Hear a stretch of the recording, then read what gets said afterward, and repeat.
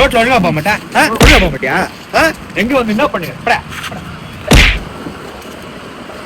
ஏய் இருடா, வீட்டுக்கு போய் ஆளை கூட்டு வரேன். அஸ்தா இப்ப என்ன பண்றேன்னு மட்டும் பாரு. நீ வேலை இல்ல, என்ன ஒருத்த அஸ்தான்டா, அவனை அச்சு கொலை ஆகணும்டா.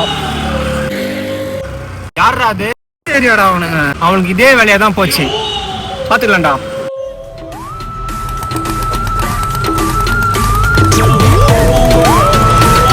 ஏய் மச்சான், அவன் தான்டா. வாடா, நீங்க அவன் ஏரியா தாண்ட மாட்டான்டா. யாரா நீ? என் ஃப்ரெண்ட் மேல கை வைக்கிற?